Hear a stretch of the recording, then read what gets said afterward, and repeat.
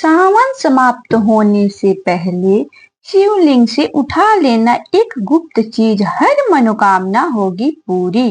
हर हर महादेव। बहनों और भाइयों, सावन का पवित्र महीना अब समाप्त होने वाला है। अगर आप भगवान शिव जी के भक्त हैं तो सावन के अंतिम दिनों में की जाने वाली एक छोटी सी पूजा को जरूर जानिए। मान्यता है कि शिव जी अर्पित की गई कुछ पूजन सामग्री को प्रसाद स्वरूप घर में रखने से भक्त के घर में सकारात्मकता और भगवान शिव जी का स्मरण बना रहता है। लेकिन ध्यान रखिए, शिवलिंग से कोई भी चीज अपने मन से उठाकर घर नहीं लानी है। तो आखिर वह कौन सी चीज है जिसे भक्त प्रसाद के रूप में प्राप्त कर सकते हैं? वीडियो को अंत तक जरूर देखिए, क्योंकि आगे हम आपको इसकी सही विधि भी बताएंगे। और अगर आप भगवान शिव जी में श्रद्धा रखते हैं तो कमेंट में एक बार जरूर लिखिए, हर हर महादेव। वह गुप्त चीज क्या है? धार्मिक परंपराओं में शिव जी की पूजा में बेलपत्र का विशेष महत्व माना गया है। भगवान शिव जी को बेलपत्र अत्यंत प्रिय माना जाता है। 3 पत्तियों वाला बेलपत्र भगवान शिव जी के त्रिनेत्र, त्रिशूल और विभिन्न धार्मिक प्रतीकों से जोड़ा जाता है। सावन में भक्त शिवलिंग पर बेलपत्र अर्पित करते हैं।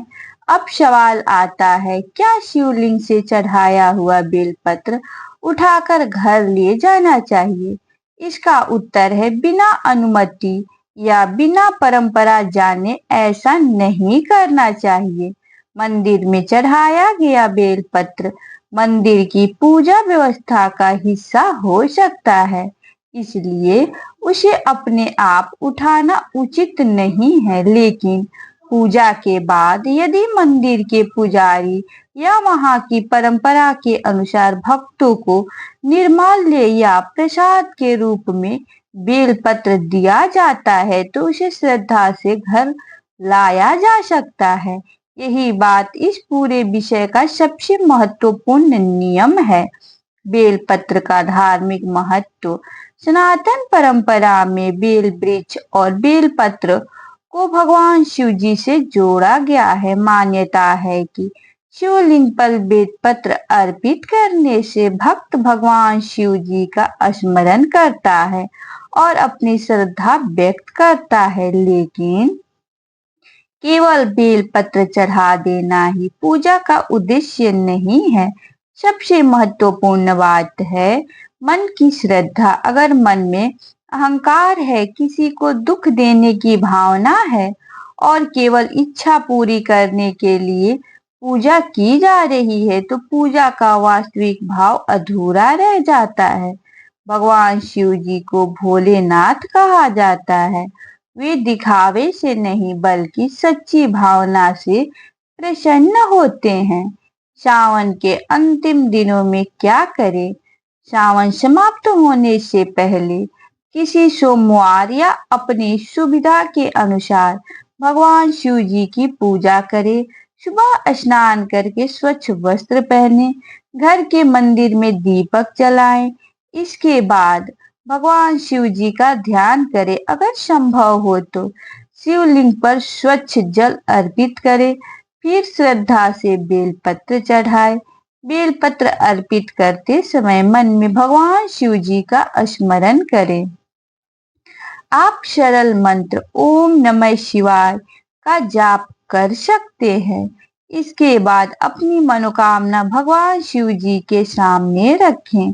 लेकिन मनोकामना रखते समय केवल अपने लिए ही कुछ नहीं बल्कि अपने परिवार और सभी जीवों के लिए कल्याण की प्रार्थना करें।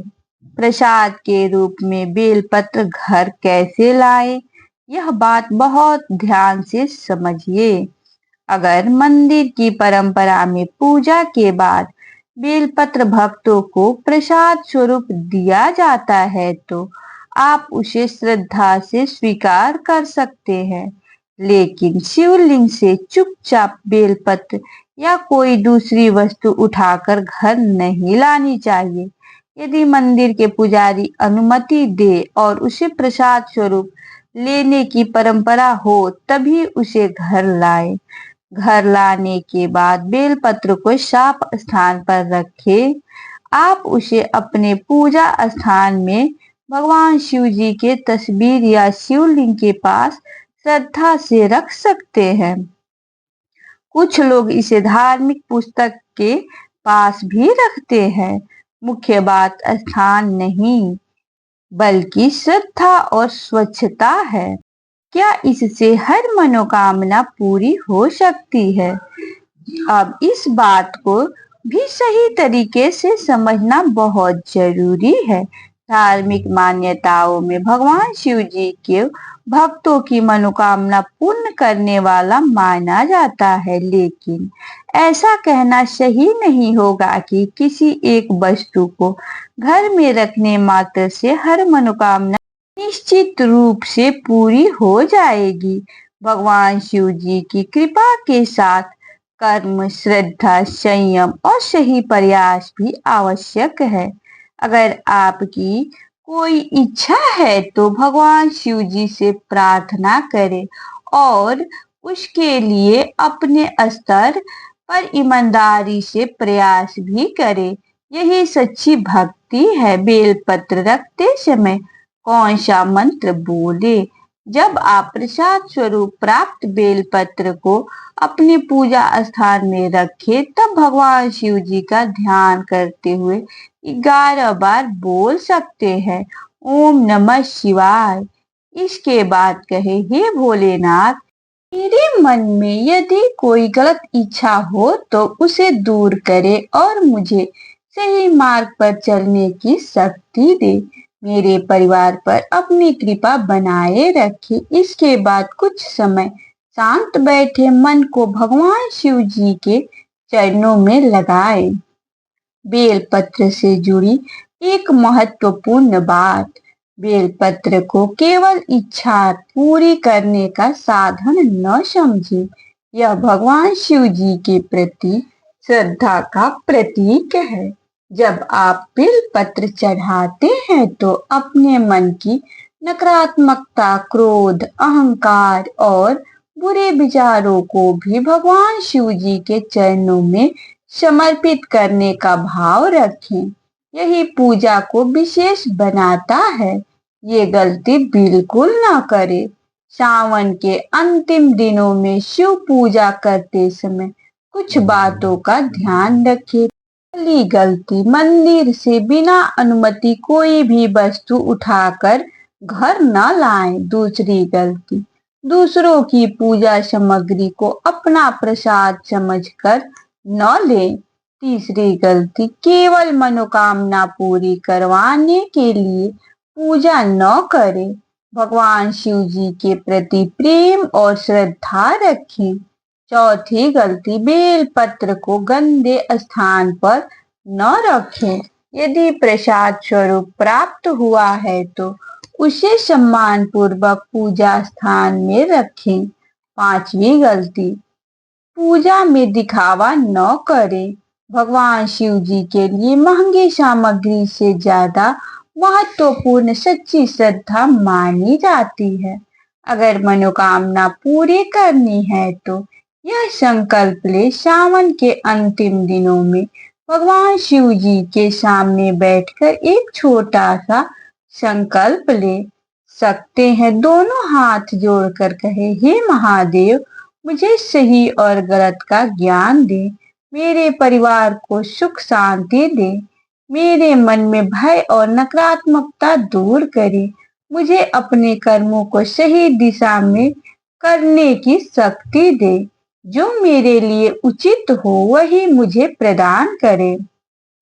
हर हर महादेव। यह प्रार्थना बहुत सरल है लेकिन इसका भाव बहुत सुंदर है, क्योंकि इसमें हम भगवान से केवल अपनी इच्छा पूरी करने की मांग नहीं करते बल्कि सही मार्गदर्शन भी मांगते हैं।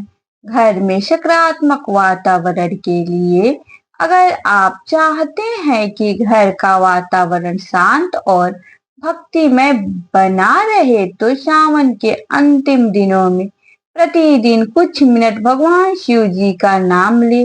सुबह का या शाम दीपक जलाएं, ओम नमः शिवाय का जाप करें, परिवार के साथ भगवान शिव जी की आरती करें और सबसे जरूरी घर में किसी का अपमान न करें। क्रोध कम करें, झूठ और छल से बचें, जरूरतमंद की सहायता करें क्योंकि भगवान शिव जी की भक्ति केवल मंदिर तक सीमित नहीं है। शिव जी को सबसे प्रिय क्या है? अगर आप सोचते हैं कि भगवान शिव जी को केवल बेलपत्र, दूध या फूल चढ़ाने से ही वे प्रसन्न होंगे तो भक्ति का अर्थ थोड़ा और गहरा समझिए। भगवान शिव जी को सबसे प्रिय है सच्ची श्रद्धा। एक गरीब भक्त भी अगर सच्चे मन से शिव जी को याद करता है तो उसकी भक्ति का महत्व बहुत बड़ा है। इसलिए पूजा की सामग्री कम हो तो चिंता मत कीजिए। एक लोटा स्वच्छ जल और सच्चे मन से ओम नमः शिवाय का जाप भी आपके लिए शिव स्मरण का माध्यम बन सकता है। सावन समाप्त होने से पहले एक काम जरूर करें।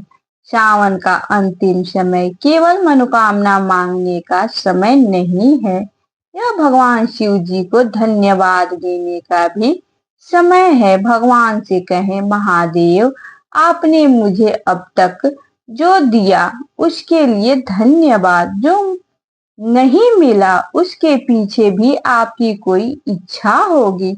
मुझे धैर्य दीजिए और सही मार्ग पर चलाइए। जब भक्त इस भावना से भगवान को याद करता है तो मन में शांति आती है और यही तो भक्ति का सबसे सुंदर फल है।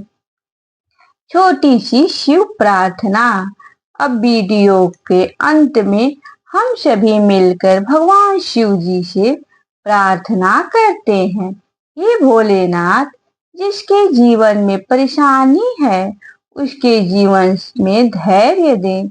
जिसके घर में अशांति है उसके घर में प्रेम और शांति दे। जो मेहनत कर रहा है उसे सही दिशा दे। जो निराश है उसके मन में आशा जगाए। जो बीमार या परेशान है उसे शक्ति दे और उचित सहायता प्राप्त होने का मार्ग बनाए। और हम सभी के मन में अहंकार, क्रोध और नकारात्मक विचारों को दूर करे। ये महादेव हमारी हर इच्छा पूरी हो उससे पहले हमें यह समझ दे कि हमारे लिए वास्तव में क्या उचित है। आपकी कृपा हमारे परिवार पर बनी रहे। हर हर महादेव। तो दोस्तों, आज की सबसे जरूरी बात याद रखिए, सावन समाप्त होने से पहले मंदिर से कोई भी वस्तु अपने आप उठाकर घर नहीं लानी है। यदि मंदिर की परंपरा और पुजारी की अनुमति से बेलपत्र या कोई भी पूजन सामग्री प्रसाद स्वरूप मिले तभी उसे श्रद्धा से घर लाए और अपनी पूजा स्थान में सम्मान पूर्वक रखे। और सबसे बड़ा रहस्य यही है कि भगवान शिव जी को प्रसन्न करने के लिए किसी चमत्कारी वस्तु से ज्यादा जरूरी है सच्चा मन, अच्छे कर्म और ओम नमः शिवाय का स्मरण। अगर आपको भगवान शिव जी की ऐसी धार्मिक और ज्ञानवर्धक कथाएं पसंद आती है तो वीडियो को लाइक करें, चैनल को सब्सक्राइब करें और कमेंट में लिखिए हर हर महादेव। भगवान भोलेनाथ आप और आपके पूरे परिवार पर अपनी कृपा बनाए रखे। हर हर महादेव। ओम नमः शिवाय।